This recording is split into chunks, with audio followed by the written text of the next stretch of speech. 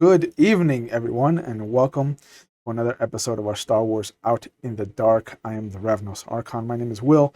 I will be your storyteller this evening. And last we left off, we picked up with Flid so we could catch a little bit of what happened outside of the temple while Silas and Eedee were off gallivanting around dead Jedi students and masters from long ago. He met a young Vergethan child called Chulis, who asked for help cutting a tika fruit, and then found out that his father and one of the other Vergethan had been killed by a carnivorous plant a la the Audrey 2 from Little Shop of Horrors. Uh, the others came over, they helped kind of quarantine the area, fence off the plant from others. Flid was told that these kind of plants normally don't grow as big as this one has grown. Um, and then as he kind of went back to help the child and kind of sharpen his blade for him so he could cut his own fruit, he saw the temple open up again and Silas and Eedee descend, immediately go over and talk to Dr. Shakti. Eedee kind of playing his distraction role while Silas kind of put back the lightsaber he had taken from before. Excuse me. After that, Silas went over to the kind of gathered elders. He showed them the broken kyber crystal that came out of the lightsaber, and asked if they had ever heard any kind of voices or things attached to these crystals, to which they described that bonding with the crystal is different than what the Jedi do, and that the crystal might have carried some memories with it. But he went over, he pulled Flid aside, they discussed what they found inside the temple and how he could feel his sister above them. And that's when they kind of discovered that Chulis didn't have a crystal of his own, that he had never bonded with one. And at which point Silas went to do a simple gesture of just kind of patting him on the head and realized that there was something off about Chulis and not being bonded.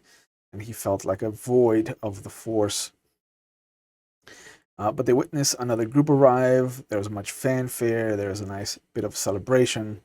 And then another group arrived. Excuse me.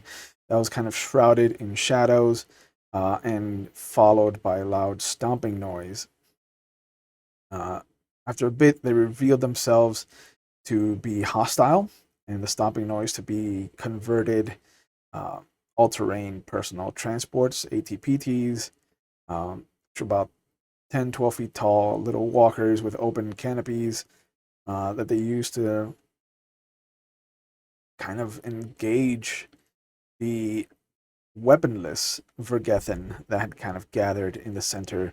And between Dr. Shakti and Eedee, they helped usher everyone towards the temple where it would be safer. And in the whole ordeal, the whole chaos of everything, Silas manifested his control skill, finally gaining his first die of control and learning his first actual force power, which you can't really use just yet. Flid rushed over to help Silas, tackling one of his assailants, and getting an earful, a big cavernous earful of his distaste of what a Sullustan must be to this Vergethan who has never seen a Sullustan before in his life. There's a bit of vomit. There's a bit of questioning of what kind of a god would create such a creature. And then Flid was pushed a little bit too far and knocked him out. And then the temple itself started to shake. Silas could feel the combined communion between not only Nella, but about 11 other Jedi.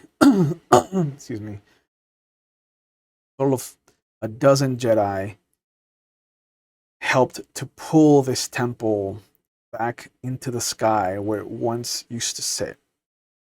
Its kyber crystal formations coming back to life and glowing with residual force energy. And as the cavern pieces collapsed around the Forgethen, Eedee and Dr. Shakti helped to lessen some of the damage.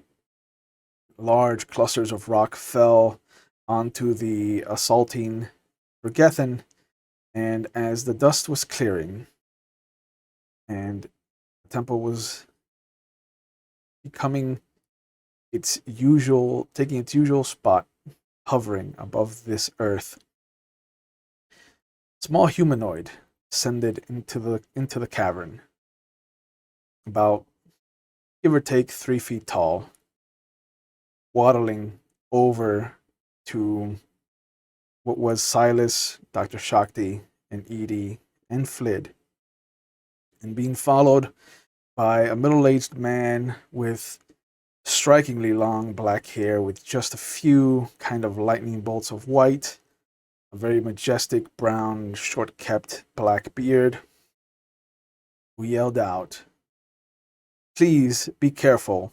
It might not be safe, Master Yoda."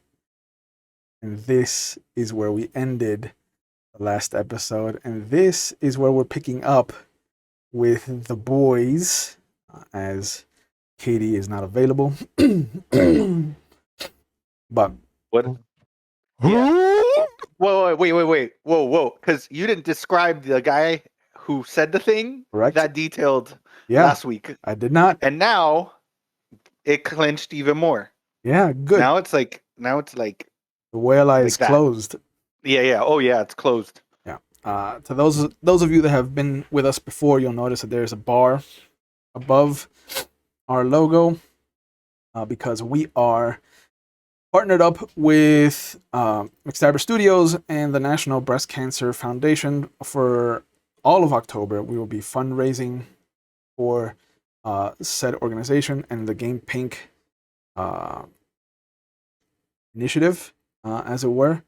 So, if you don't know about the National Breast Cancer Foundation, there's a link going up in chat right now, so you can check it out. And I'm also putting up the link for anyone who wishes to donate, if you are within your means, of course.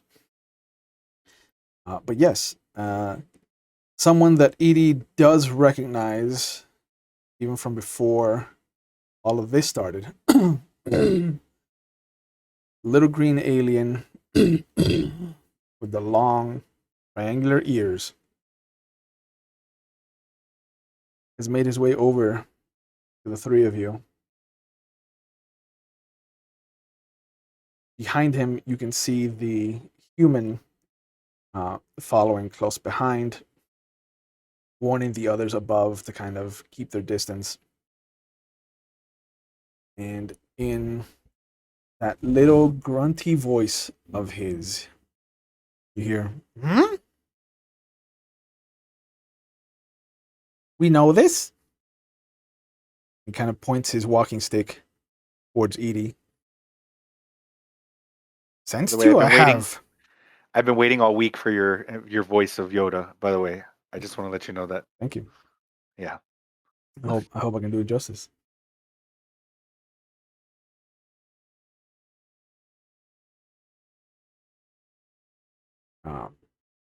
But you see him kind of looking around, and then the human catches up to him, kneels down next to him.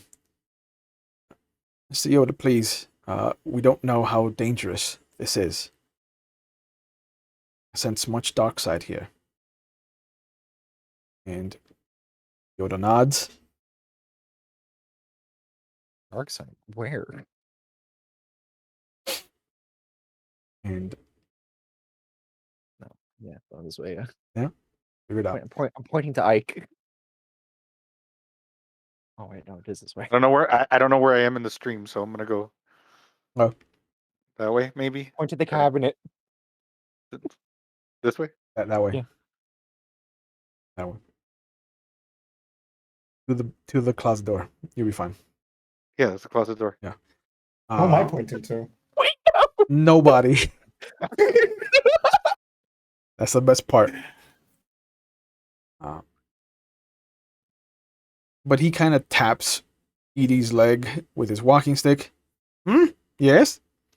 And he kind of starts to survey the situation. The human sighs, gets back on his upright, and kind of dusts his knee off. And he looks around and he's just like, "Good afternoon. I am a former student of Master Yoda's. I guess I'm going to be your liaison. My name is Dooku.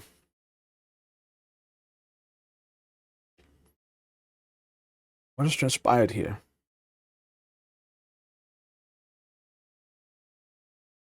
Well, it seems to be that those dead people over there felt the need to attack all these peaceful other tribes, and myself and my compatriot here um, felt it was only proper to defend these innocents.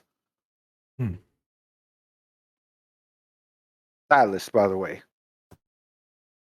He nods. Yes, of course. Silas.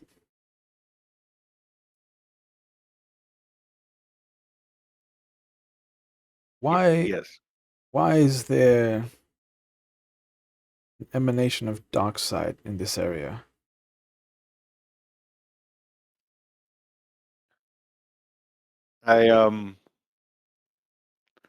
That is a good question.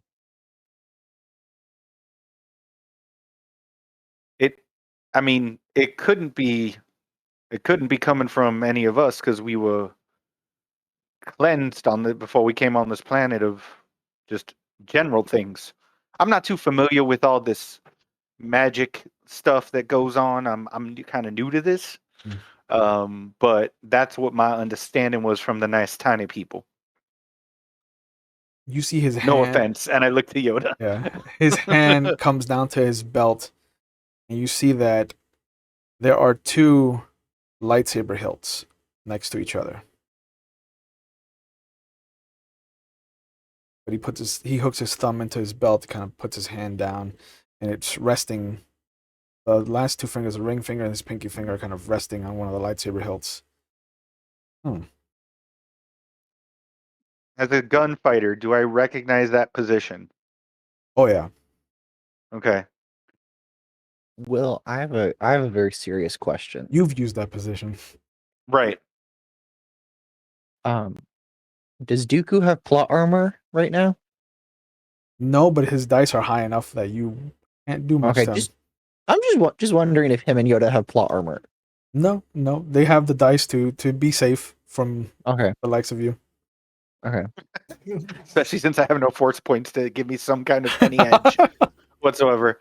I was one roll away from taking a shot at Dooku last week because I rolled a 29 or a 30, so I was like right there. I kind of look at him because I think my blaster's still in my hand. Because when they were coming down, I was still fighting those guys. Yeah. So I'm like, "Are you?" And I kind of look down. I'm like, "Have we shown any aggression towards you?" I invented that position, and I put my gun away, and I cleaned the blood off of my vibro blade and I put it away. The second you sheath your weapons, you see his hand slide further towards the center of the belt and away from the lightsaber hilts. It's like, no, just making sure that we had an understanding. I'm sorry, I'm new to all this stuff as well. The dark side that you're sensing be coming from them, and I start pointing to the dead bodies and all that, the ones that were doing all the attacking. Right. It's a possibility. I did notice they were glowing and everything. Hmm. They were coming in. He points at Eedee Why did Master Yoda say that he had sensed you? Oh, the Master and I go far back. Isn't that right, Master Yoda? You see him look over in your direction as you call out to him, and he nods. It has been about 100 years since I last seen him.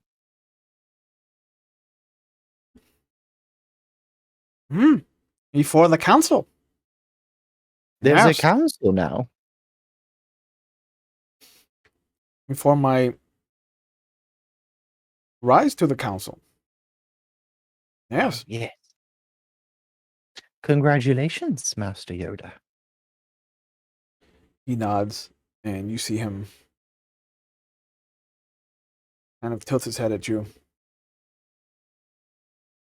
Speak to you, I will. Yes. Oh, wonderful. And you are Dooku? He starts to, and Yoda starts to walk away.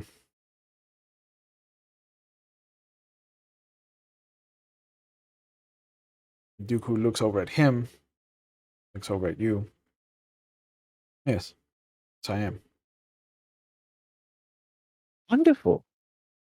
And are you on the council as well? I'd keep up if I were you. Kind of motions to Eedee to follow Yoda. Oh.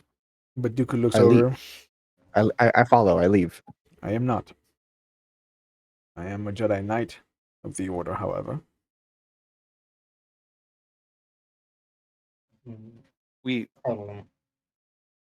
I met, I believe I met one of your kind up in that temple over there. I mean, he wasn't here, but he was here,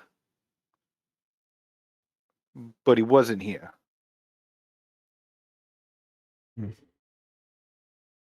I'm sure that once we make our way into the temple, that we'll figure out what you're trying to say. And then you hear a little beeping noise.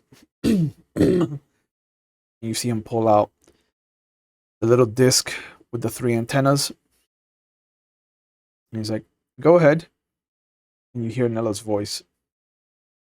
Master Dooku, is everyone safe? Yes, for the most part. We could use some help. Want to carefully bring down some of the others. Bring Doumann with you. He could be of use down here. You hear, yes, Master. And communication ends, and you see him put the disc away.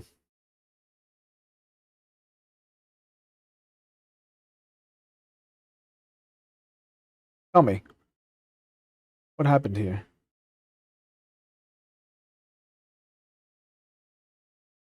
Well, like I had mentioned, there was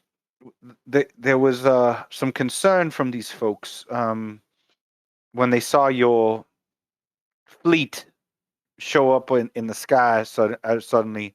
They were scared, and I guess this is a default run back situation for them, where they all congregate in this area where this temple is. Everybody was peaceful, everybody was fine until that group showed up. The interesting thing about that group is that, unlike these others who have bright shiny crystals, that group's did not shine one bit.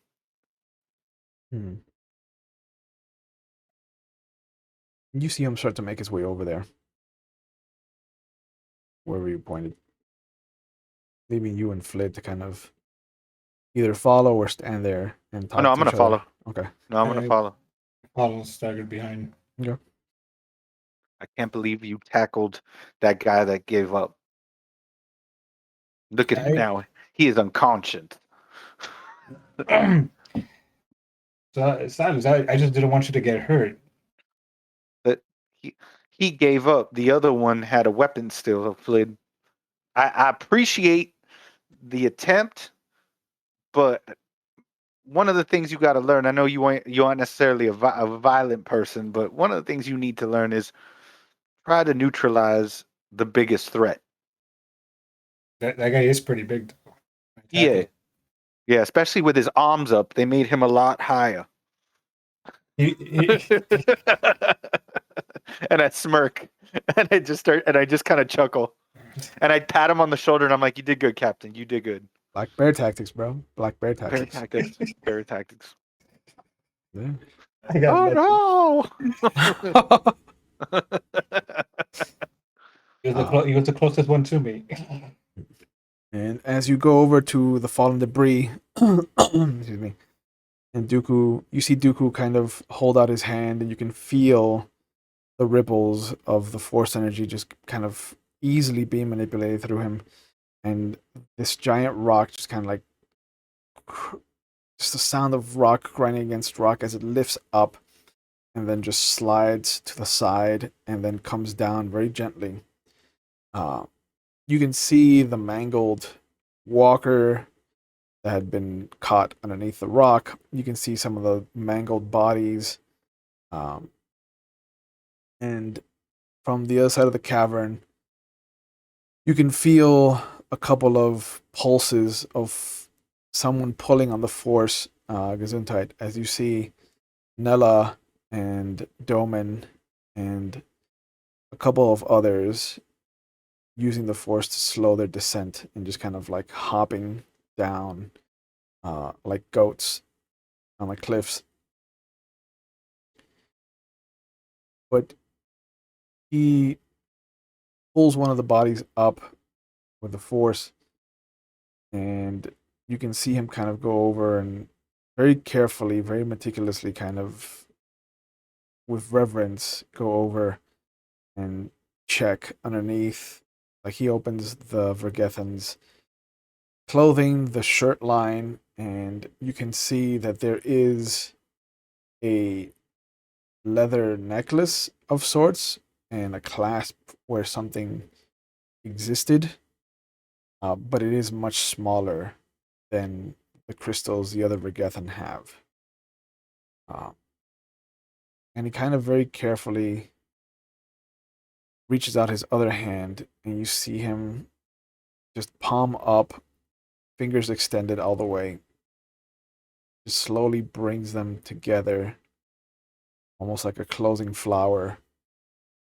And you can see with the sunlight coming in, just this sparkle of iridescence as the dust from whatever kyber crystal this creature had is pulled piece by piece out of its skin. And they just swirl in front of Dooku.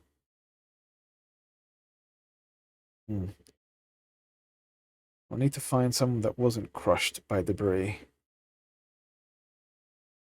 But it looks like they did have their own kyber crystals. I walk back over to the one who I impaled with my vibroblade in his face. Mhm. And I kind of grab the body and I like drag it over to Duke, and I'm like, "Will this help?" And I drop it. Yes. And he kneels down and he, again, very carefully opens the shirt and whatnot. And you can see that there is a small kyber crystal sitting there. Its pulse is slowing, almost like it's matching the fact that its bonded user has died, and now it itself is dying as well. The glow becomes faint. The glow becomes faint until it just stops. It becomes this clear kind of cubic zirconium, a gem. Huh.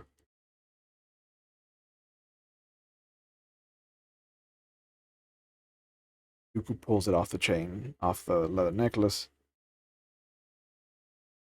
And there's a moment where he sits with it.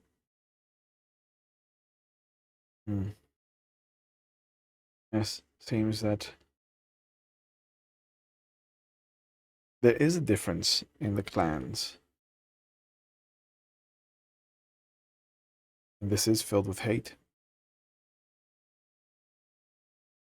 Show this to Master Yoda. And As he's about to step away, you see your sister, Doumann, and the other two Jedi kind of land next to him. One of the other ones is a Zabrak. He's got this crown of jagged horns coming up out of his head that look like they've been filed down, kind of curve inward towards the crown of the skull itself. Very simple, clean line tattoos on his face. The other one looks to be a Sullustan. Unlike Flid, it is lean, is muscular, and its head is not as bulbous. Non-cavernous. Simple, non-cavernous ears. But Dooku kind of gives them simple orders to check, make sure everybody's safe, and to bring him all the kyber crystals from the bodies of the assailants. And immediately, once everybody kind of splits up, Dooku nods at Nella, and then he kind of braces her eye line as she's been staring at you, Silas, and he kind of, in his head, you see him smile as he figures out the situation. He nods, starts to make his way over to another group that were crushed by rocks. And once everybody's kind of, all the Jedi at least, have moved away from the area, she looks around to make sure that nobody's looking, and she gives Flid a nod and then just comes rushing in and embraces you.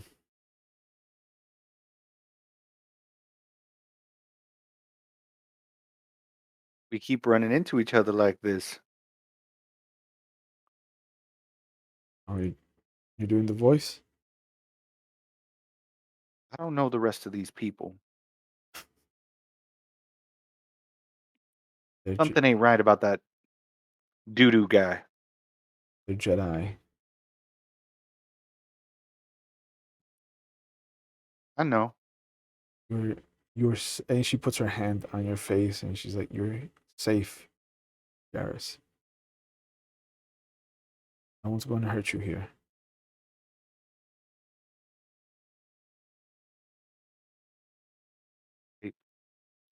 They've already hurt me outside of here.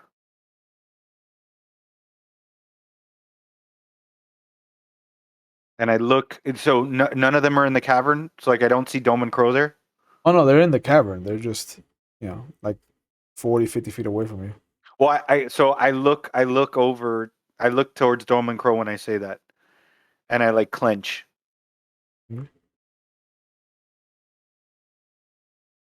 She looks over at you, Flid. I have bad news for you. Built.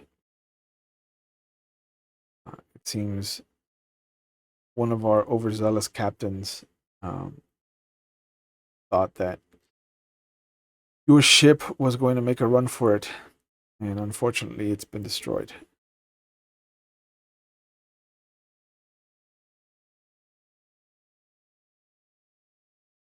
You're muted. Wait. Ship? The majority of your passengers are safe. What do you mean majority? Oh, what? Well, it's some of them were taken by Captain Mays back to Biontol 6. Oh. Oh, no. And the Shakti family has been moved over to the Halcyon, which is Master Yoda's personal Jedi cruiser, where they're going to be taken to Coruscant.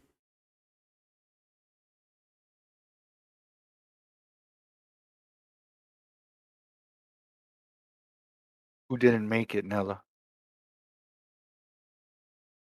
I mean, none of the droids made it.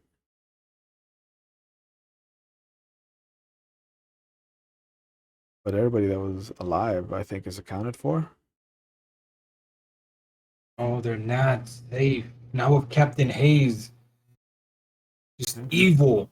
Captain Maze. Oh, Maze. I thought it was. Yeah, yeah. You know Ma- Captain Maze? And I'm like, I freeze for a second. And I literally put like my hand goes down to my gun.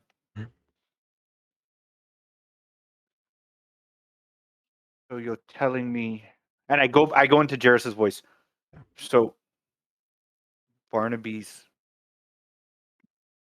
gone. I guess I didn't get to see the manifest log of who survived. I tried to talk to a little Gand called Jiks. At least I think his name is Jiks. Yeah, that's him. And he kept trying to tell me something about uh, some radio, but I couldn't find anything on them. About Krilla and she's with child. She is being taken back to Beyond 6. What's gonna happen to them? I don't know. Is this the mercy that the Jedi show? And I look right at Nella, and I kind of take a step back. We have nothing to do with Captain Calix Maze. He's a Republic officer. The only Jedi cruiser we have in the sky is the Halcyon. That's not good, Silas. Not good at all. These Dr. Shakti's family is looked after. I can put Coruscant, but Jiks, Krilla, Orriq, maybe.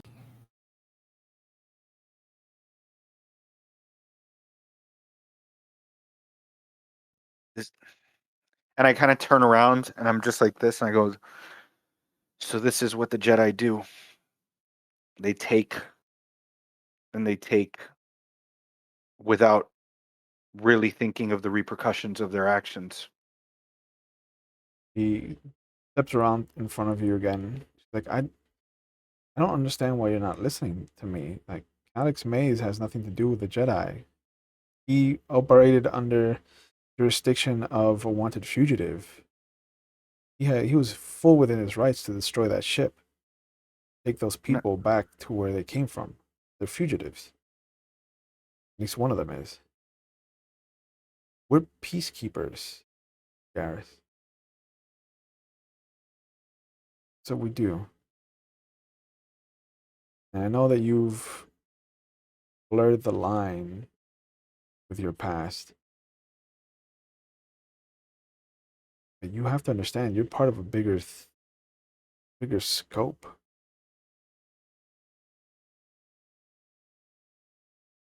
Peacekeepers, you say?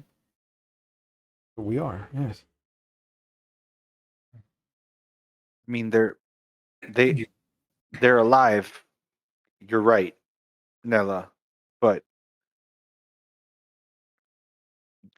there's families that are being separated. I know that better than anybody here. And like I kind of like put my hand on her face. She looks up at you. She's like, Doumann is doing everything in his power to keep Akilah and her parents together. They're all being transported to Coruscant. Excuse me. What about my family?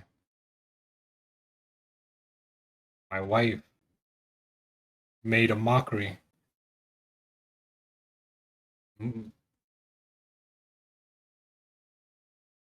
Had a droid.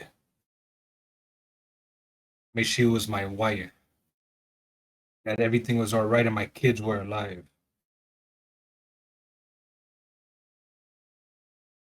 I don't know who would do that to you. That peacekeeping there.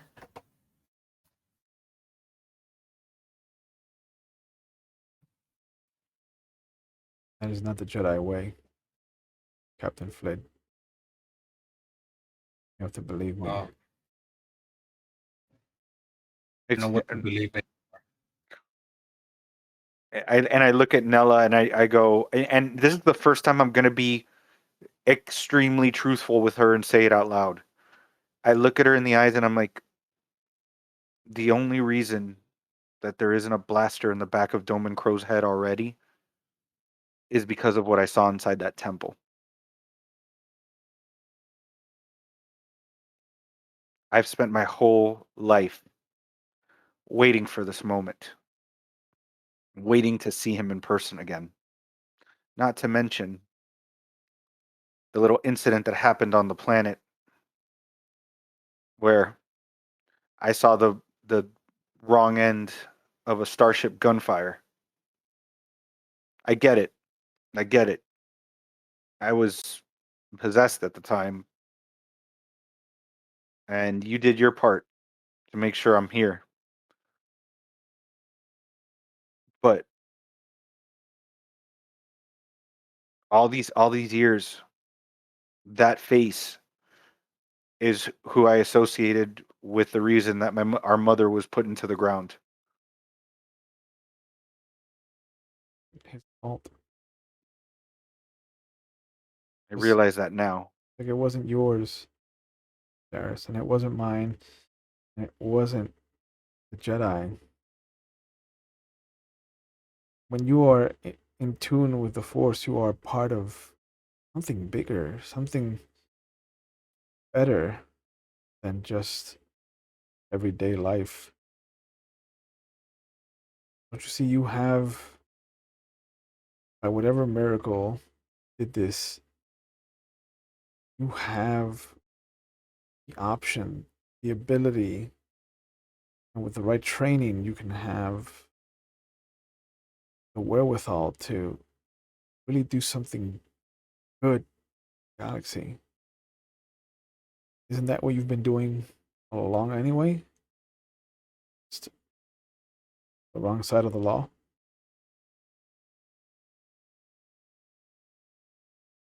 I would argue that it wasn't the wrong side. And I smirk.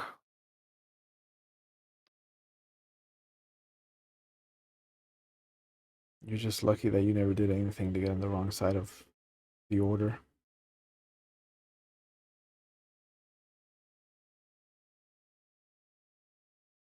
Believe me, I tried.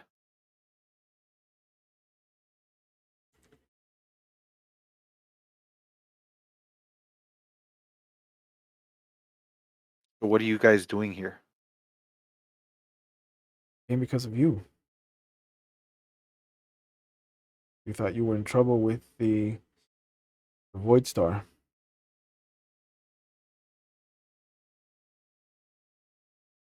You got them to come for little old me? Oh. Or the criminal organization. This, however, is not the Void Star. It's something else entirely. You stumble across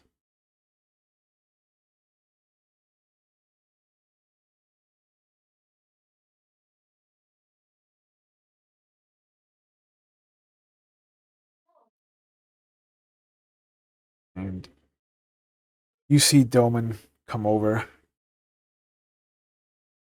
He nods to the two of you. Captain Flid. My hand instinctively starts to go down, and then I stop myself. And he's like, Captain Flid, I believe I have to apologize for Captain Maze's impulse decision on destroying your ship. I want you to know that I have put in their prerequisite necessary forms, however, and I believe the Republic is going to be compensating you. for your loss.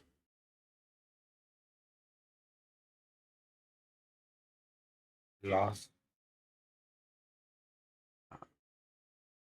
I know the ship might have meant something to you, but I can recommend a couple of different models if you'd like.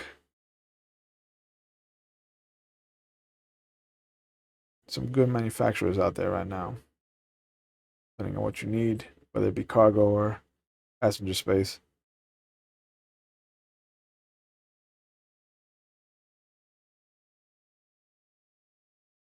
Think the captain is more, and then I stop myself and I look at Nella and I kind of just like shrug it off and I go, I think the captain is more concerned about the people and what's happening with them. I just clenched my fist I look dead eyes at Dorman Crow. Your big bulbous dead eyes. Yes, those big giant round. You hear from the background, oh my god, they're hideous! Who lets him walk around like that? That's disgusting. This is so gross. Somebody put glasses on him or sunglasses. Put the bag over his face. Jeez.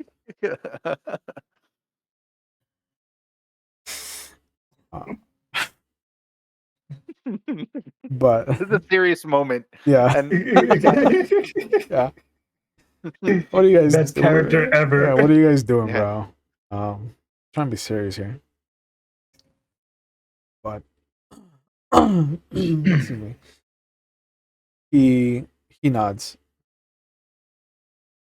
He pulls out his the same kind of communicator, the little disc with the 3 antennas, and you see a small hollow image show up of Orriq, Numenor. He's like, unfortunately, Captain Mays operated under the jurisdiction of catching a fugitive. He believed he might have made a run for it if he got back to the ship, so fortunately he took the measures necessary at the time. I don't think Captain Mays understood the amount of damage a turbo laser battery was going to do to a small Starfighter scale ship like yours, but here we are. exactly the type of person you'd want to be in a captain position. There was a woman, pregnant, child. The ship was little girl. The ship was her family. To mention other lives on that ship. I do have a. You're a captain. I'm not done.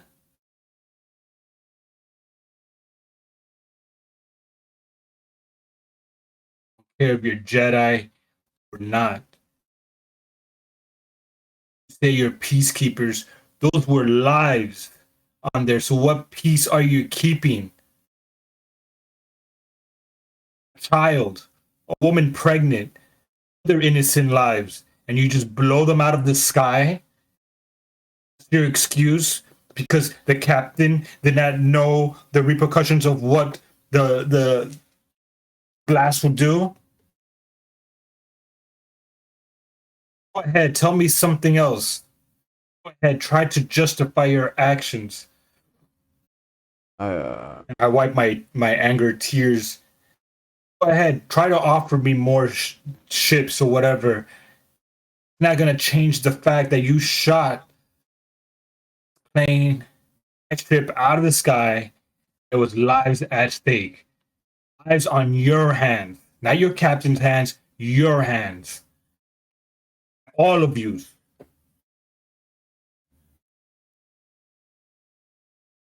Go ahead. He puts his hands Tell on me his something. hips. Whenever you finished, you let me know, and I'll read out the manifest of the people we did save. That you managed to, that you did save. I put my hand on Flid and I'm like,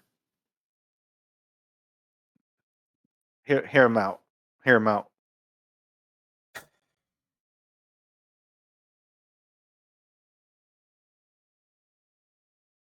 I do a sassy courtesy bow. Go ahead.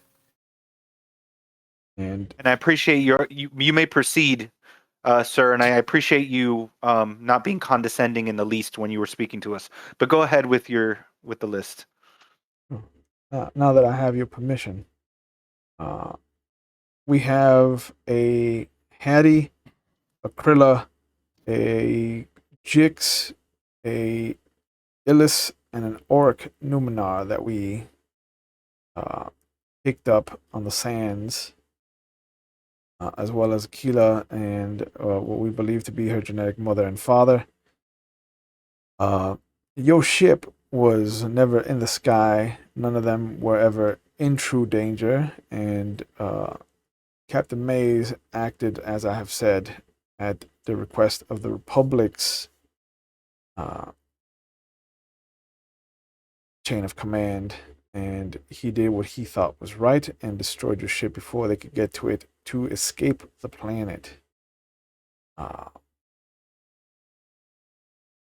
But yeah, seeing as how you have I saw that ship in the sky flying over us while we went underground.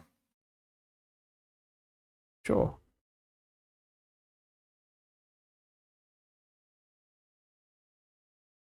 Sure.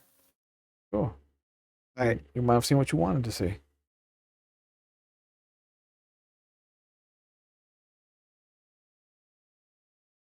Just clench my fist even tighter now. and I kind of like tap Flid and just like this isn't worth it. Just like and I just walk up to Dome and Crow. I don't put my hands on my guns. Nothing. I have my hands out, Yep. and I walk up to like right here, and I just look at him in the face, and I go,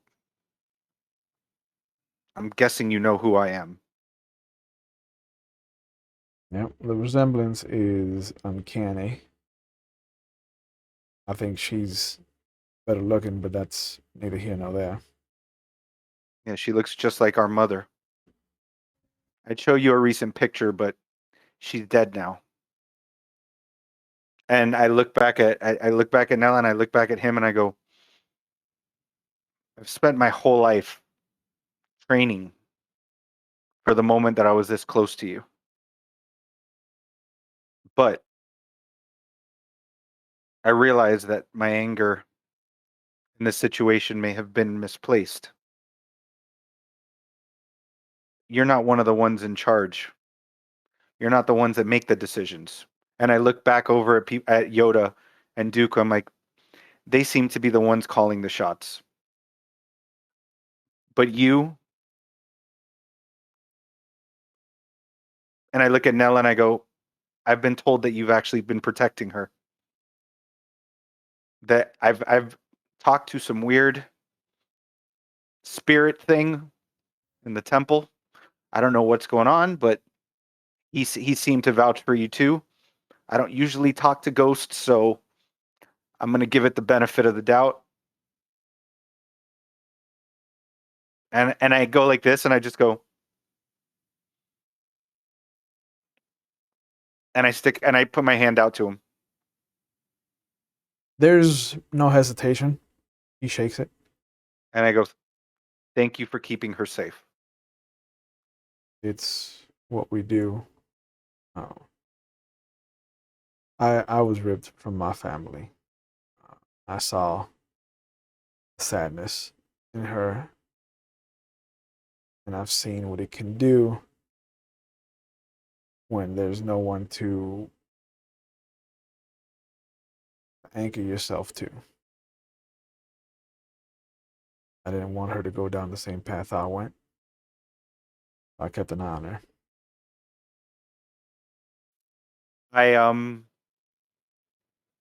I kind of like nod to him, and I let go, and I take off the neckerchief, and I walk over to Nella, and I reach out my hand to her, like so she can put her hand on mine, He does. and I put the handkerchief in her, and I put the neckerchief in her hand, and I close it. Go, and I say, I don't need this anymore. She would want you to have this. She hugs you. And I hug her back. And we go over to Eedee with Yoda off in a small section of the cavern. And you see him struggle to get up onto a rock that's a little bit taller. Should be getting onto, but he sits down. Kind of motions for you to sit across from him. I sit. Much you have seen. Oh, yes. Much more than I thought I would. Strayed you have. Some would say I would say my eyes have opened slightly more. No eyes. He kind of points at the center of the chassis. I was just using the turn of phrase, but if we want to be realistic, we can. I would say that my figurative eyes have opened more, and that I feel as though I am seeing through the lies the Republic has told and how it has abused those that once were set to keep the peace. He smiles. Think you we are one? Republic and Jedi. That is what it appears to be. Much you have not seen then. I have only been on the outer rim, Master. He pops down, comes over, and taps on the center of your chest. Yes. Have not seen with eyes. Have. I've seen with these, and he taps the as high as he can towards your head. Yes. Not the eyes you were given. No.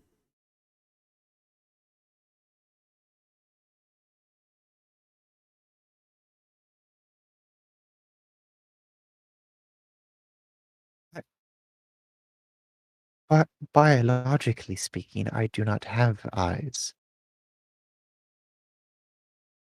He goes back to his rock. Muraluka did not have eyes either. But see, they did. This is true.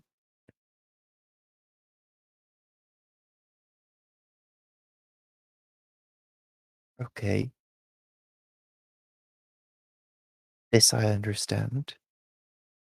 Much darkness in you, I sense.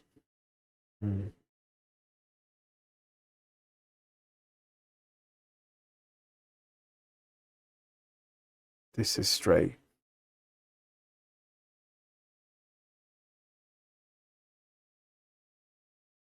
I am not the same changeling that left the temple 100 years ago, Master. True.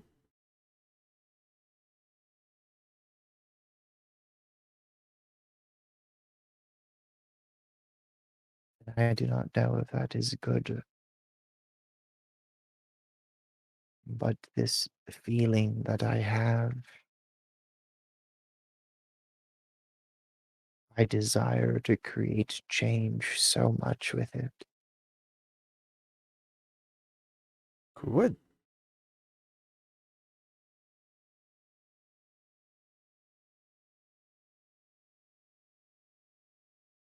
I just do not know how.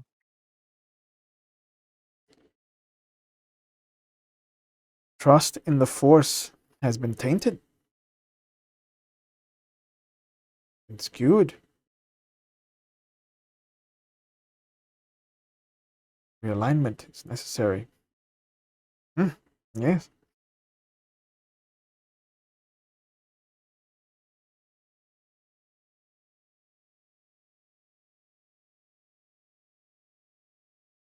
Are you aware of Master Shimura?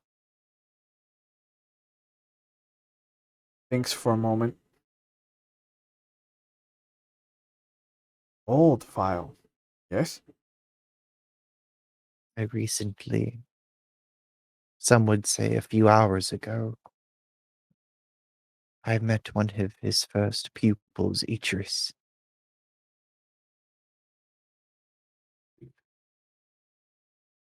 He decided to use the last of his energy on my friend and I.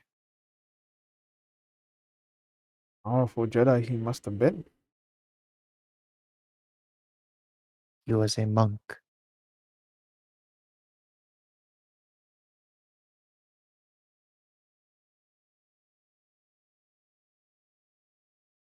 I believe there is a better understanding that we could follow instead of the strict guidelines that I recall, and instead it is more of this broad understanding, a a interlocking cherishment of the Force.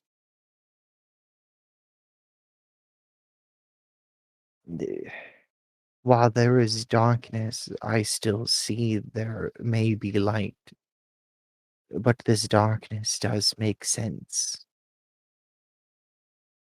He hops down again, waddles over to you. And you see him tap on your chest again. And I undo the interlock, so it pops open. Okay. Excuse me. He nods at you, not like looking up at you like the droid head, like he's nodding at the crystal.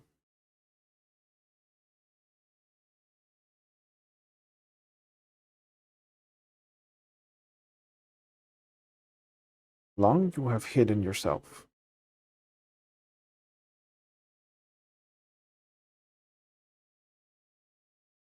Yes, it is safe. Long did we hide you? Well,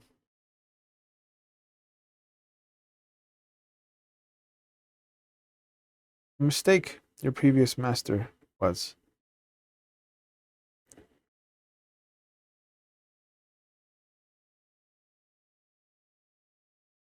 Why do you say that? Harsh. He was. Hard. And you see him reach out his hand. He stops right before he touches you. So he's like hovering over your crystalline body. Hard you were. Two hearts not make soft. Soft. What you need.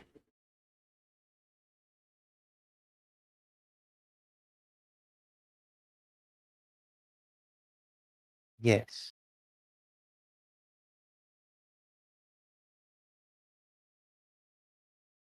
I- I- yes,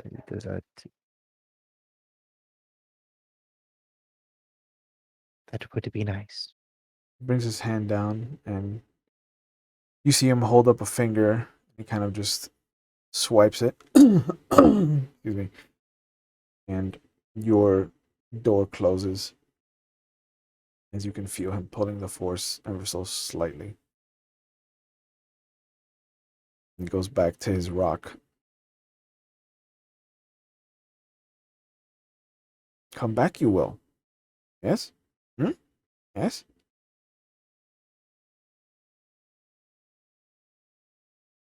That is a difficult choice to make. I've indebted myself to those that I arrived here with.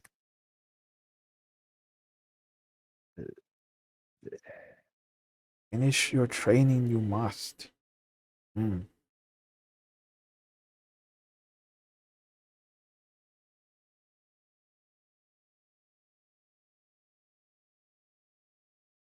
What of the doctor and my captain and Silas? What of Akilah?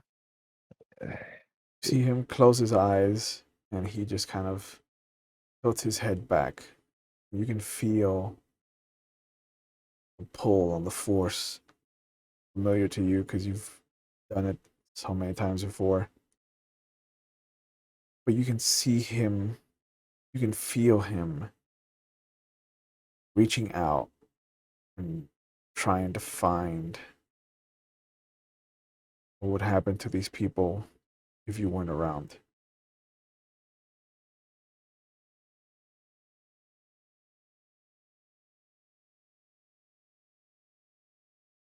And kind of that's I'd like how. to do the same. Okay. I wanna vibe on his wavelengths.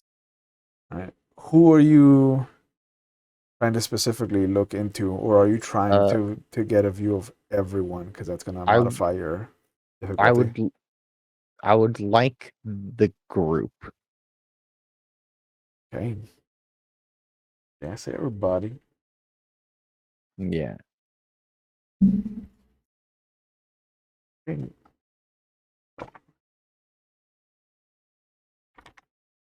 Or seeing. Let's see what the Control Sense Alta. yeah.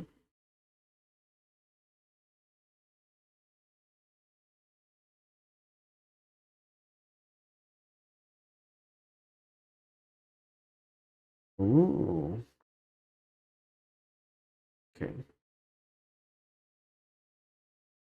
So go down the line. What relationship do you think you have? We said that you were close friends with Flid. Yes. Are you as equally sure that you are close friends with Silas? Yes, if not closer. Okay. Uh, excuse me. Would you use the same for Dr. Shakti? Closest. Yeah, I think so. Yeah. That'd be an interesting conversation to have with her. Uh, is that the only three that you care about looking into? Um. Yeah. Okay. That's going to be +6 to your difficulty.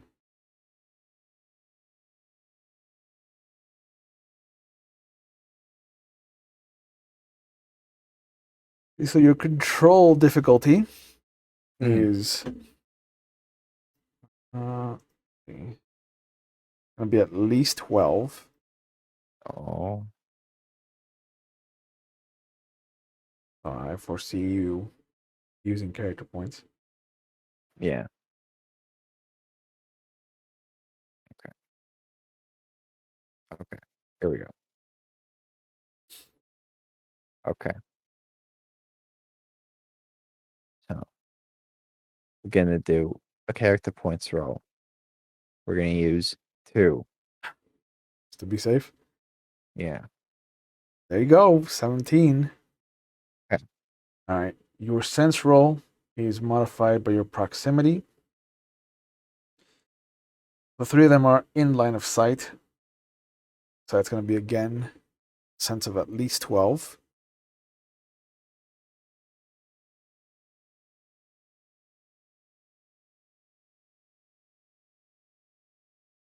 That was a big one. Ooh, That was a nice big one. I hope your rolls are with you. Because now the altar one is the hard one. Okay. That's going to require at least an 18. X. plus 14. Oh, almost didn't make it. Part of the cards. Yeah, part of the cards.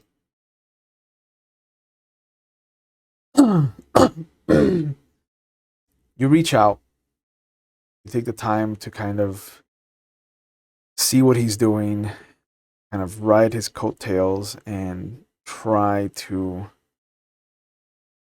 picture not where you hope they are, but where they actually end up.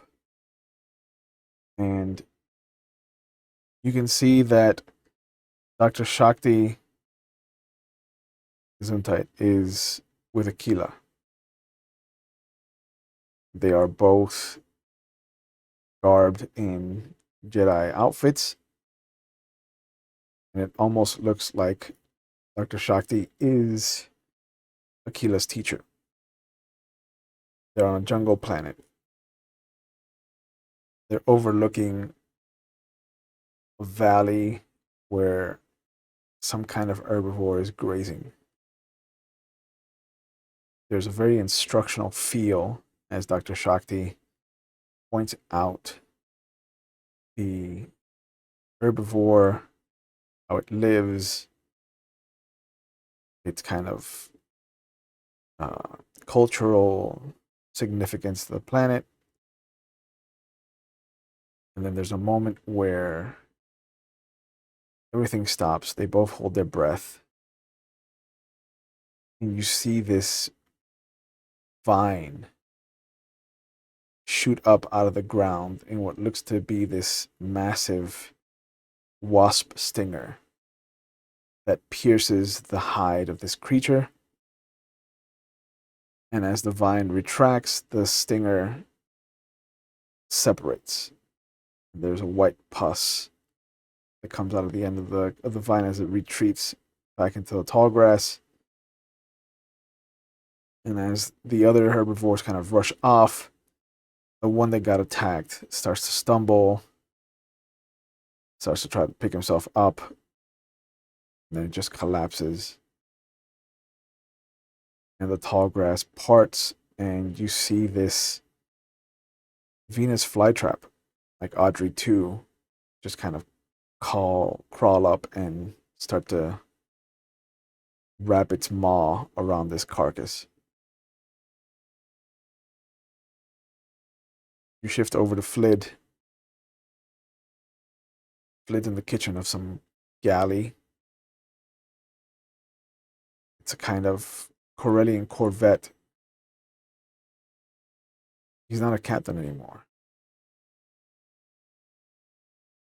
There's a crew working with him. He has his own sous chef. And you can see that he's finishing cleaning up some of his tools. He's putting them away. And as he leaves the kitchen, waves his goodbye, he comes out into a very busy street, kind of avenue, people coming and going. They're all dressed in the same kind of uniform. And across the street, you can see that there's a silhouette of somebody that waves to him. He waves and his smile grows. And you see him cross the intersection and embrace AIM.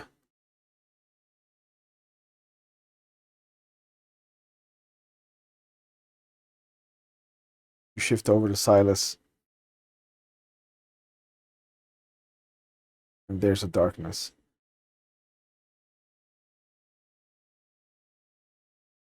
All you see is a blaster on a table, a couple of shot glasses, one of them overturned, some sabacc cards. You can sense that you're seeing this through his eyes. There's a sleepiness about him. Tired. Exhausted. The man across from him gets up angrily suddenly. You can tell that he's yelling, but you can't hear the words. All you see is the intention.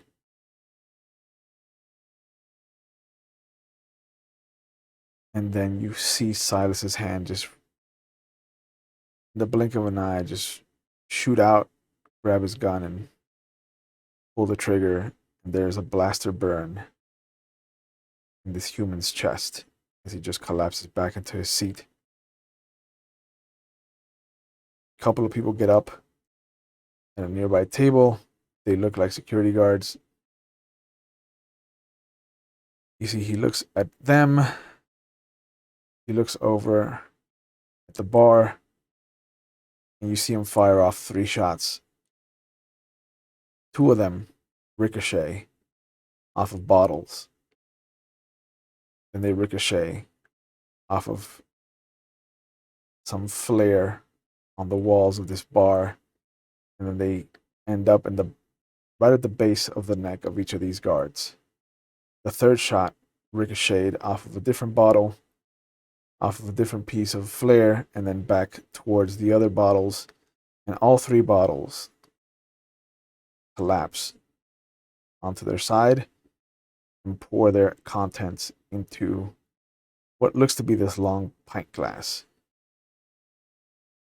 He gets up, holsters the blaster, walks over to the pint glass that has been mixing these liquors, and then he just grabs that kind of soda jerk gun from behind the counter, squirts something into the mixing glass.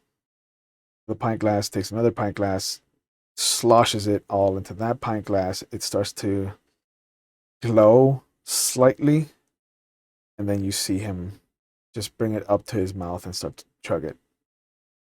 And then you're brought back to the cavern.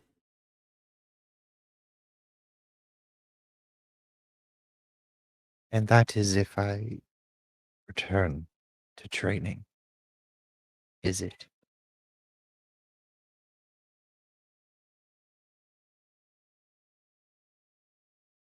Out of character, you never asked for a what if I went back to training. You just wanted to see where they would end up. Yeah, so Without you. I'm just okay, so that I'm just asking. Yeah. Without you. I'm just asking him. Yeah. No, he kind of looks over. And he shrugs at you. Did not see what you saw.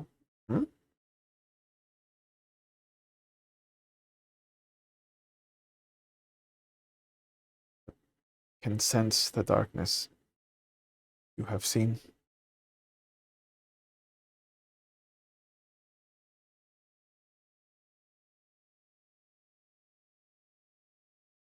I would like to return to Coruscant, Master.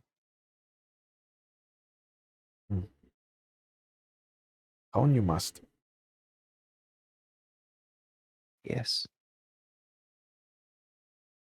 And then you see him hop down off of his rock, sit down on the barren cavern floor, and then you see him kind of pat the ground in front of him.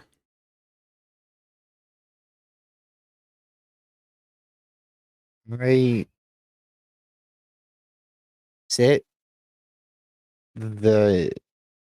sit myself down, open the chassis, and I'm just putting my full self onto the floor next to him.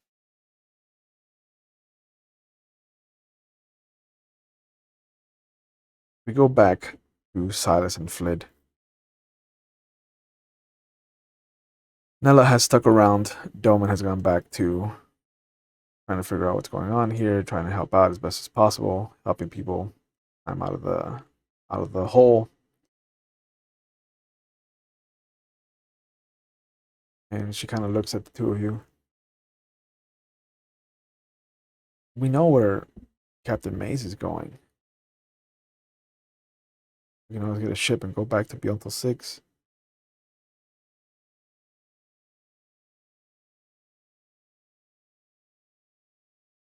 Akilah's going to Coruscant. He's going to be trained by the Jedi there. Gonna have a good life, I think.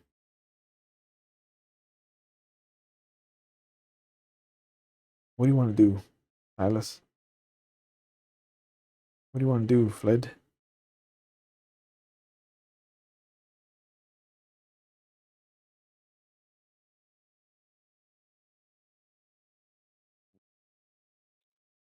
I saw something in the temple, Nila.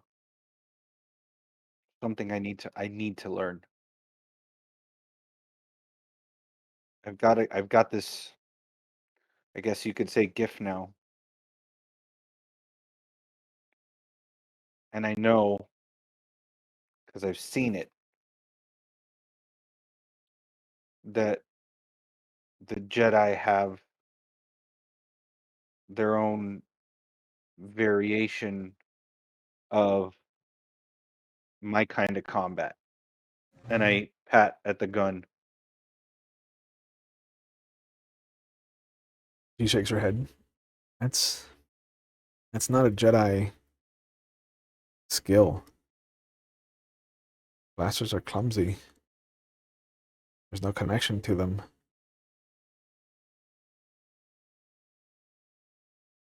I kind of pull it out and I start flipping it and doing like tricks with it.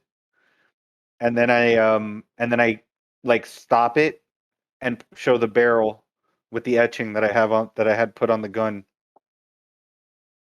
in her face. Mhm. And I go, "Don't tell me you can't have a connection with one of these." And then I twist it after I've seen that she's read it, and I pop it back in. And don't tell me they're clumsy. And I smirk. She smiles and she unclips her lightsaber and she holds it out in front of you and turns it on, and you see the blue blade come out of its emitter, and then you feel her pulling on the force and her hand opens around the handle, and you see it just kind of slowly come down into what would be her defensive stance, like where you would imagine her hands would be. And you see her start to walk around you, and as she does, the blade kind of moves into different, what you remember kind of being the stance positions. Mm-hmm. And she just comes back to one, and she looks at you. She's like, "Can't do this with a blaster."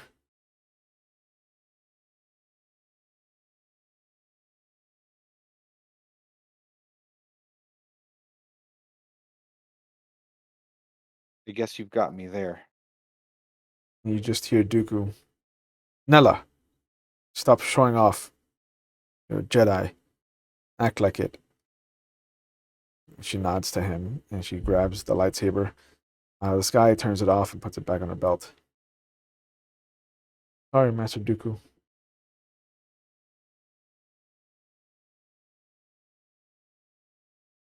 She punches you on the arm. Like, Nella got in trouble. And Flid's never seen a side of Silas like this where I'm like jovial and like, but like a brother and sister, like kiddish kind of way.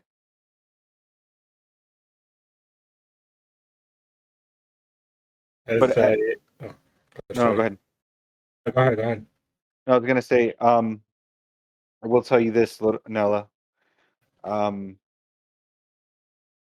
that ghost person in the temple, they showed me that what I'm asking for was trained with alongside the Jedi. So maybe Yoda may know more about what that is. There are files on the heretical orders that spawned during the Great Sith War. They separated from what the Jedi stand for. They don't have the same ideals.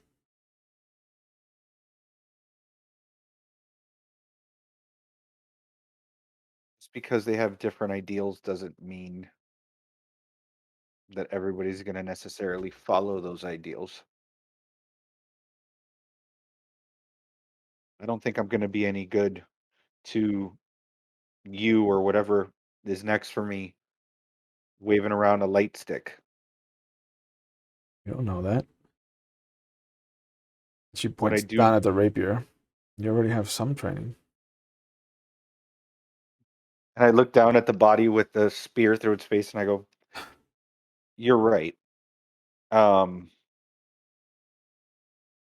I know the good that this has brought. So maybe I do both. Maybe I can be the glue that brings back those two orders together. Maybe. There's a bunch of stuff in that temple. There's some old things in there, older than Eedee. No. I don't like the feeling I get when I look at that thing.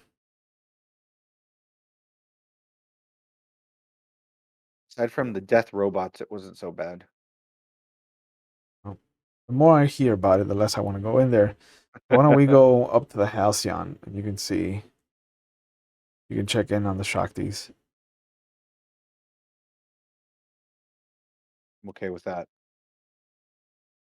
And I also think it might, and I look at Flid and I just say it might not be a bad idea for us to for that trip to be until 6.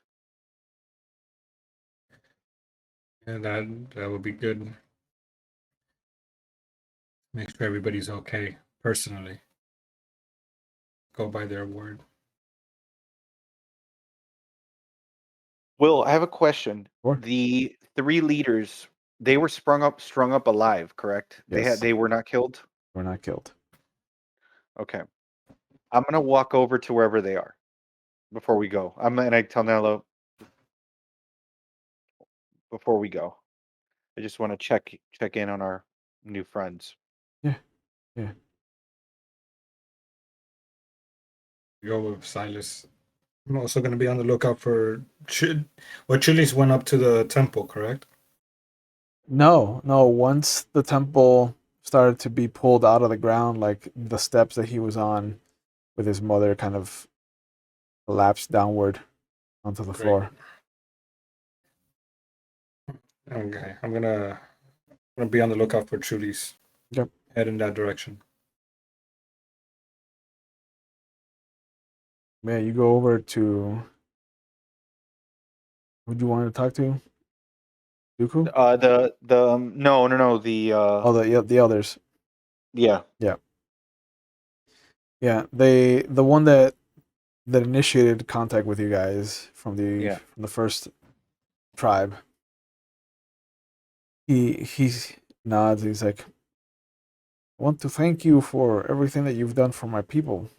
If you had not been here, my people would be massacred.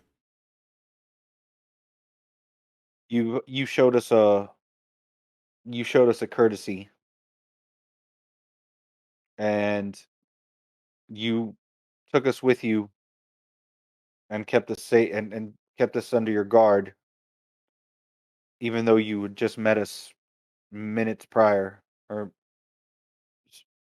what those people did, it wasn't right, and I don't leaves a bad taste in my mouth when I see stuff like that. I'm sorry that I couldn't react sooner, but I'm glad to see that the 3 of you are and most of the tribe are okay. Nods. I think it is been long enough that we have been hidden from the world. some of these Jedi are not terrible people. They are going to help us integrate with the rest of the galaxy. Trust me when I tell you, up until a little while ago, you wouldn't have you would have been remiss to meet somebody else that despised the Jedi more than me. But I'll tell you this, and I point over and I'm like, that's my sister. She's one of the good ones. All of them, they're not as bad as I thought they were. I think it might be a little full of themselves from time to time, but they're good people. He nods. And like, It was a pleasure to have made your acquaintance. We will yours tell- as well. We will tell stories of you and your people. I look forward till we meet again, hopefully. He nods. And And you see him. I take my hand out. Like, I don't know if that's. He looks at your hand and then he kind of bends down. And you see him grab a rock about the size of your fist. And he puts it in your hand.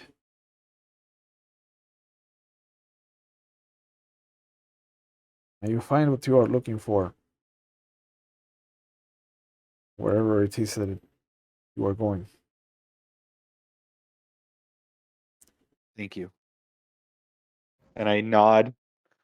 And I just kind of like walk away looking at the rock, like, okay. Interesting traditions here. Yeah. And I walk back over to Nella. What about you, Flair? What do you do when he gets given a rock?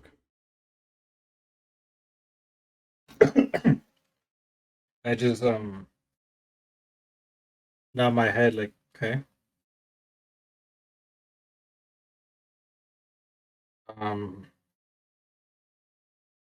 That's the chieftain, if he has seen Chulis. Any chance have you seen Chulis and his mother? Yes, they were over in that area. You see him point to where the other Celestin Jedi is. I believe that they were helped up out of the cavern already. Right, good. Good.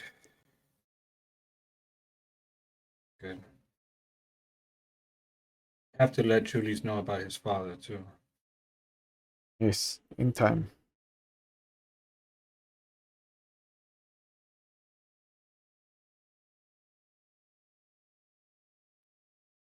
Thank you.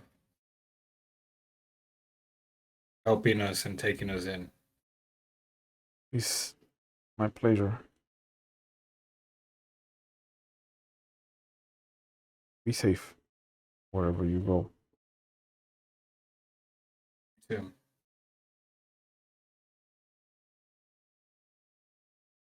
Nella calls mind. down the shuttle, and as she helps you guys up out of the cavern, you're taken up to the only Venator class capital ship that's in the sky right now. And as you're brought up and taken to one of the communal areas, you see Akilah, you see her parents, and you see that she's playing with a couple of other kids that are all dressed like little Jedis. They have the little Jedi robes.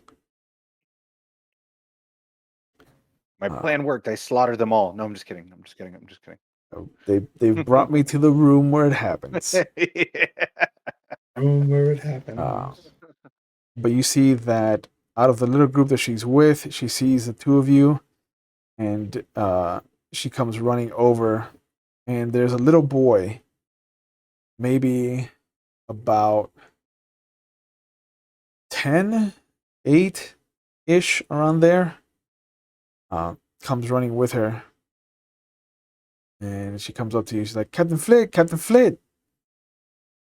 I heard Hey. you were okay. I'm glad that you're okay. I'm glad to see you're okay. She looks at Silas. They let you keep your gun? Come on, kid. You know nobody's gonna take this from me. And she turns to the little boy and she's like, Qui-Gon, these are the people I was telling you about. What? I'm sorry. My big Celestin ears did not. Can you repeat? Akilah, I lean down to next to the kid and I go, "For the Empire," and I kill him. No, I'm just kidding. For the Empire.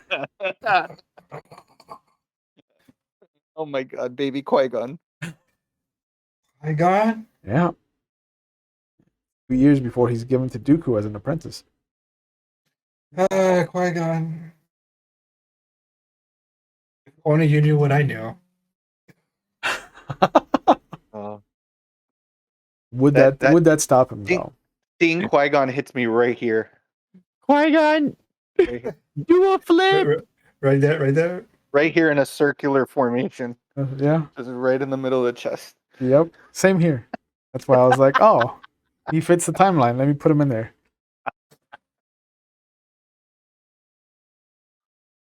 I'm like, oh, nice to meet you, Qui-Gon. I nod my head. Kind of quietly waves at you. Hey. You gonna look out for her? He nods enthusiastically. Good, I like to hear that. He looked out for the chosen one. He tried. Are you gonna bring balance to the Force, Qui-Gon? No.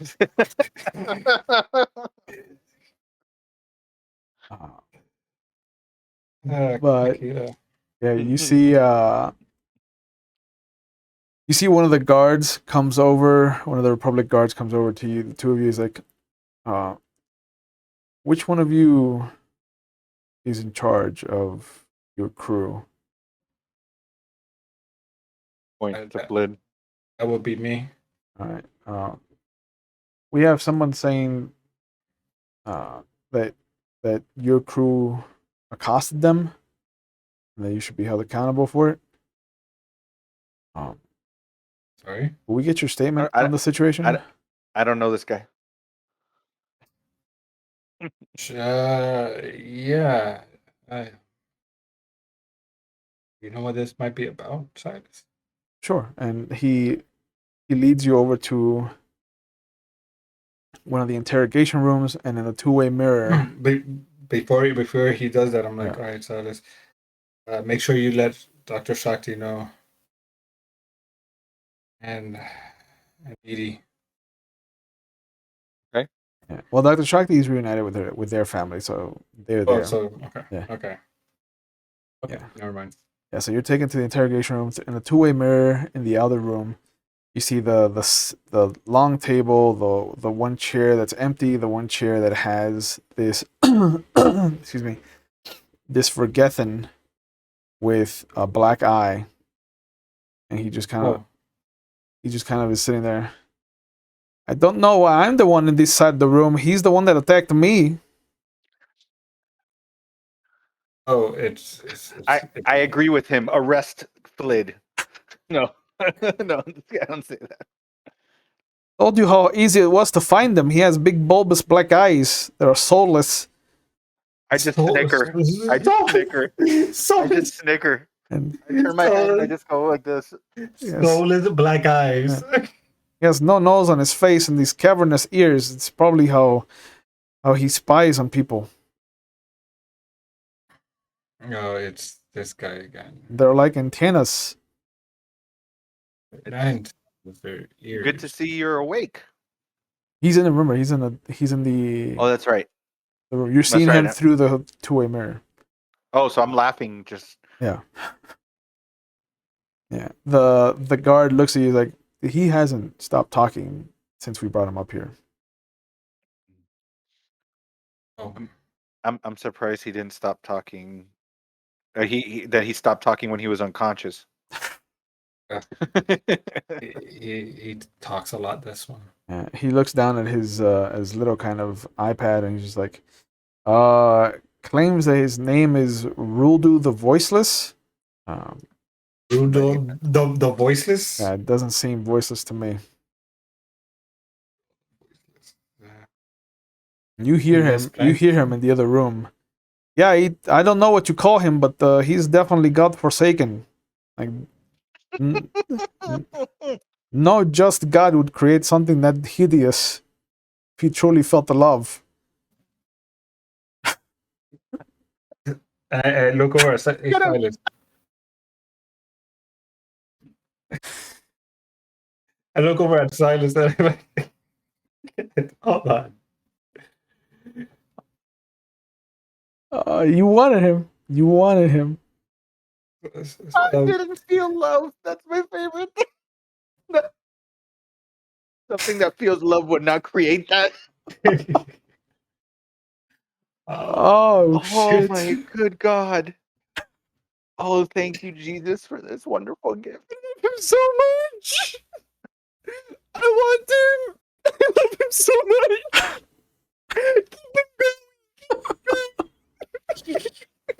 Yeah, well, I'm sorry. The season's gonna end with us just hearing him continue to say things about Flid. He's gonna be in the crew. He's gonna be in the crew. Slowly I don't know how. Slowly fade out on him just shitting on Flid. It zooms out like Looney Tunes. It turns into the little. Yeah, just on this and then regathering. it comes back in. It's like, Jesus Christ, man! I'm not gonna sleep ever again. I would never know a good night's sleep from now on. But yeah, the guard kind of looks at the two of you. He's been going off the rails since we brought him up here. I don't know what to do with him. I saw you with the Jedi Knight, Nella and Doumann, so I can only imagine that it's your word against his.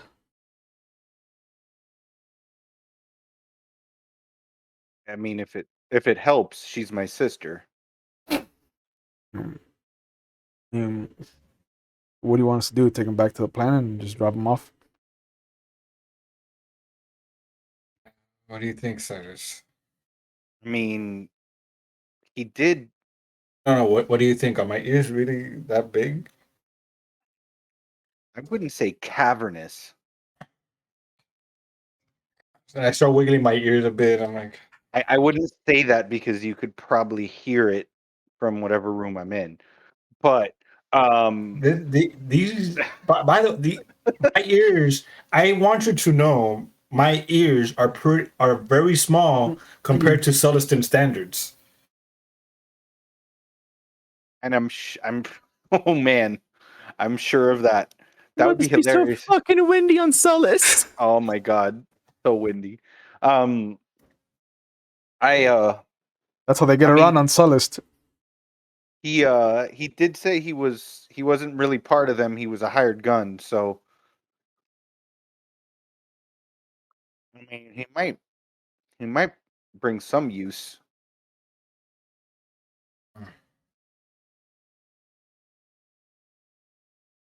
What do you think?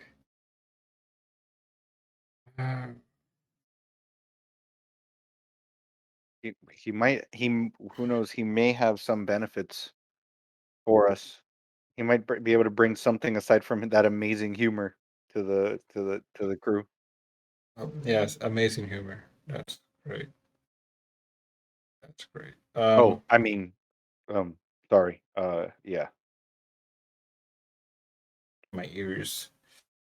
I believe I'm gonna do this, Cyrus. You hear him. He gets up. He's like, "Hey, is anyone on the other side of this mirror?" Like he had like some kind of partner who had a head like mashed potatoes. Is there a switch that I can turn on the light so that it shows through the glass? Yeah, sure. I just stand there when he says that. I stop laughing. from the thing, and I just go, stop, and I just turn the light on, and I just stare at him in the face. He takes a step back. I don't think you have a head full of mashed potatoes, by the way, Silas. And I is there a talk button? Yeah. I press the talk button. Do you want to see a head that looks like mashed potatoes? He looks at you. He looks over at Flid. You see him throw up again. He bends over the table. He's just like, turn the light off, please. I don't want to see that. Warn somebody next time. Do you really want him? I unmute it and I go, Do you really want him to be released to our custody? Well, here's the problem is he's gonna vomit all over your new ship anytime he looks at you. Because this is like the third time that he's done this. I don't want a messy ship. I leave the light off, but I press the talk button again. I'm like, so you said you were a mercenary with that group. Does that mean you're looking for a crew? If it'll get me off of the planet, yeah, I'll do whatever you want. Just don't let me look at his face again. Well, he is the captain. Oh. Yes. And the chef. Can we have another vote once I become part of the crew? No. Yeah, that's not going to happen. Can he wear a bag over his head? You wear okay. a blindfold. I see.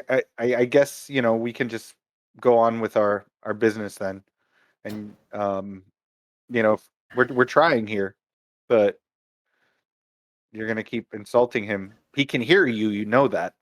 Yeah, with those cavernous ears, I'm surprised he hasn't heard me. I'm standing right here. Last chance. You see him pacing, avoiding the vomit. And then he's like, yeah, if it'll get me off the planet, fine. Yeah, sure. I'll turn on the lights. Turn on the light. He backs away and covers his face. He's like, God, warn somebody next time. You can't just surprise people. What I love is the fact that none of this was planned up until last week. after the interaction. Yeah. And I love you so much, Will. I love you so much. Best character. Oh my god. Best NPC. And I'm like, all right, well, we're heading to, and I look at Flid and I'm just like, I guess be until 6th. Yeah, welcome. What was his name? Rudolph? Rudu, right? Rudu. Rudu. I guess welcome Rudu to the crew. Yeah. And you see him put like his hand up to his eyes and he just kind of like stares downwards like, yeah, just take me to the ship and I'll figure out what to do. That's the next thing. Ship. You don't have a ship? It kind of got exploded. In the process of getting a new one. You can't trade one of your bulbous eyes for a ship? How much is that thing worth? That is your responsibility. I'll walk away. Silas has a new Barnaby. Yeah. But you see that it takes them about a day to requisition a ship for you, and they give you a standard Geetrock freighter. It kind of looks like a pregnant sea turtle. But in the interim, talking to Akilah, you find out that she did save Barnaby. Akilah. Who gets a gold star? Akilah. Gets ice cream? Akilah. So he was not on the ship when it exploded. Only radio. When I see him. Yeah. Only radio was on the ship, and the protocol droid that nobody ever asked their name. Oh God.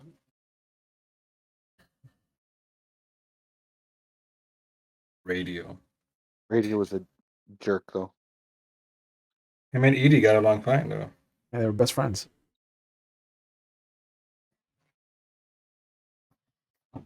I think radio was the cause of Eedee going to the dark side. Oh, remember that time that he killed that Sith baby dragon? Mm-hmm. Yeah, Oh, that yeah. Star I Space think about it Dragon? a lot. Yeah. I wonder what Yoda has to think about that one.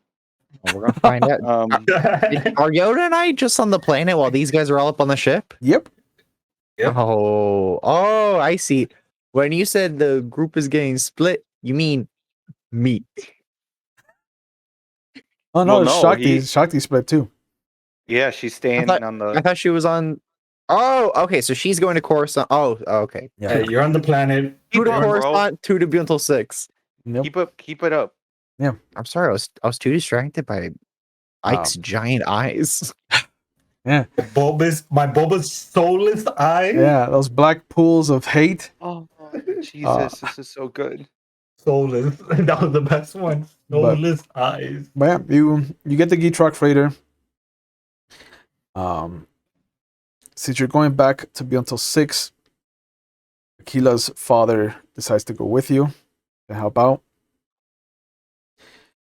And once you leave the Halcyon and you start to make your way into hyperdrive, and that blue tunnel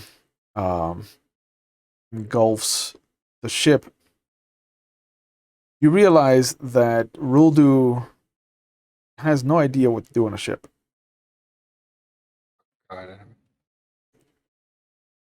He's Vergethan, right? He is a Vergethan.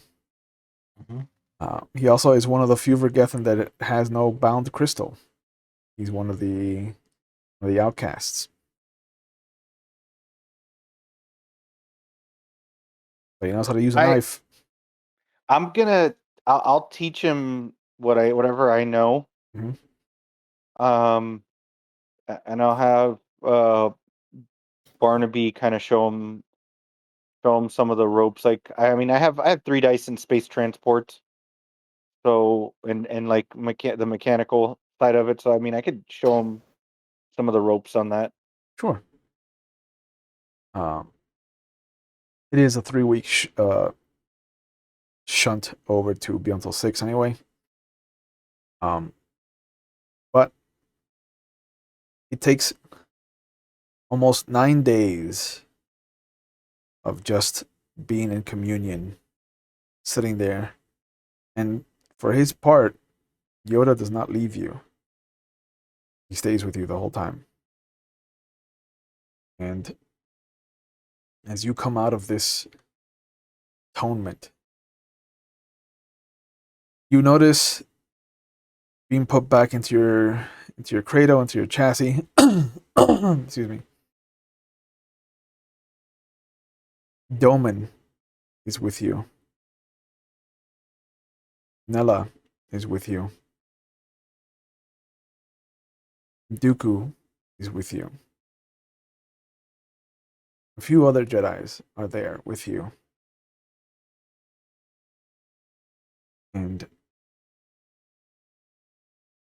as he starts to push himself back up onto his feet, you can see that there's some extra white hairs on Yoda's head. And he lets out a heavy sigh.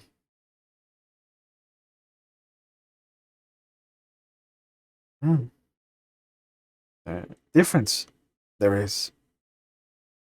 Sense it, do you? Yes. Because of your commitment to atonement, because of your commitment to the Jedi Order, and because you did not fight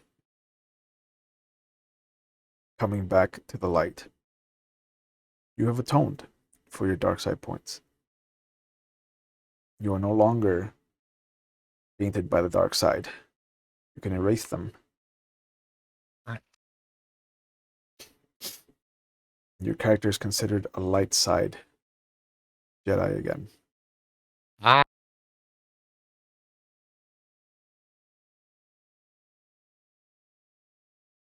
But they start to get out of the cavern. Everybody's kind of boarding the same shuttle. And as the shuttle's landing gear leaves the planet's surface, you notice all of the kyber crystals that are encrusted on this temple, this ziggurat D8 that's floating in the sky. They all pulse red for a brief moment. And then they pulse red again. And then there's a moment where they just are this harsh red that bathes all of its corners, all of its creases, and the landscape around the hole where it was pulled out of the earth. And then for a moment, it looks like it is a glitch in the film of life that you're watching. To everybody else, it looks different, but since you're using actual video recording device, it looks like it glitches out for a moment before vanishing entirely. And there's this heavy kind of thrum. And you feel almost like this black hole of force, like it's sucking up all of the force in the immediate area. And Doumann punches the shuttle and starts to leave the planet. And as he gets into orbit, you look down on this world. Even the sand dries up, humbles, and you see the atmosphere itself just suddenly gets sucked into nothingness. And the planet becomes this husk of a world.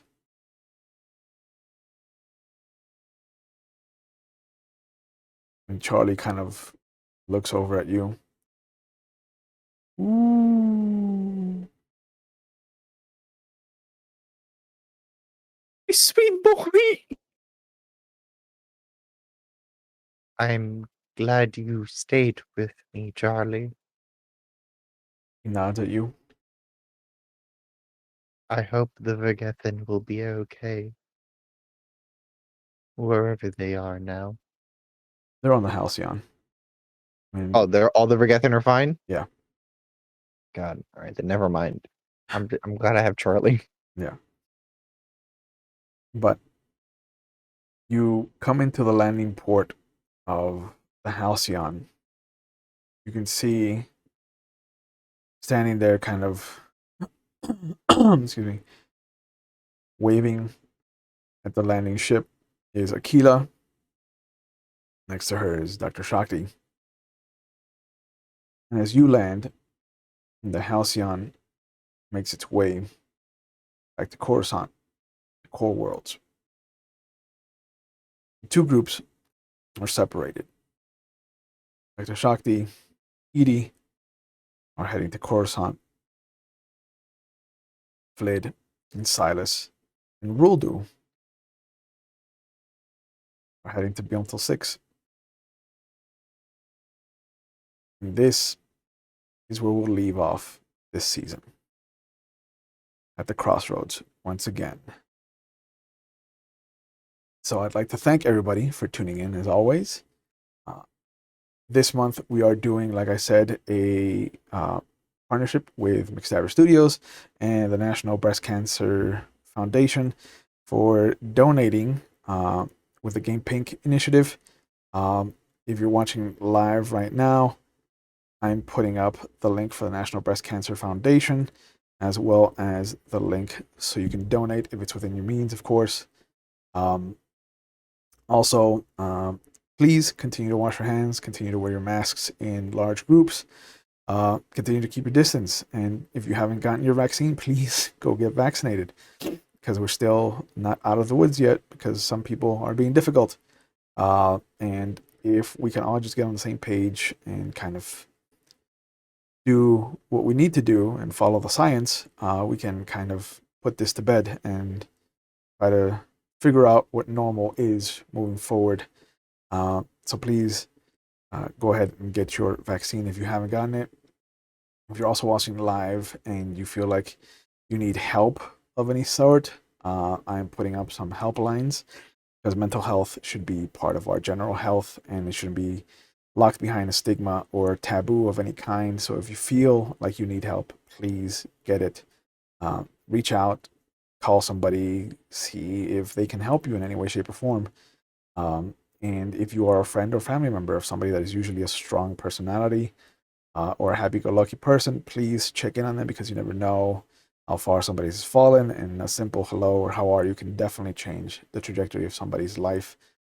If you are not in the United States and you are outside of the US, there is a help link that is also going up in our Twitch chat, so you can find the help that you need in the area that you live in. The next 3 Fridays, there will be no Star Wars. We are taking a Star Wars break. You can find me on the Onyx Path Twitch channel, as I will be participating in a Werewolf 2-shot the next 2 Fridays, which will be run by the fantastic Ravenia, who ran our Werewolf campaign over at McStabber Studios. You can find us on Monday when we look at our Anarch chapter of our Vampire the Masquerade game right here on this channel. On Tuesday, we will begin our mini-series over at McStabber Studios of Mage the Ascension 2nd edition, set in 1985 Miami this time. Chapter 2 takes place a year after Chapter 1 happened, and so I'm looking forward to seeing what this new cast does in the backdrop of Miami. And so, again, the next 2 Fridays, I will be over at the Onyx Path Twitch channel. And then Mondays will still be our Vampire the Masquerade games going on. And Tuesdays, you can find me over at McStabber Studios. I highly recommend you check them out. They do some fantastic stuff, and they are the ones that are in charge of all of the donations and the Game Pink initiative and helping out the National Breast Cancer Foundation. So as always, please take care of yourselves, take care of each other, and I will see you when I see you.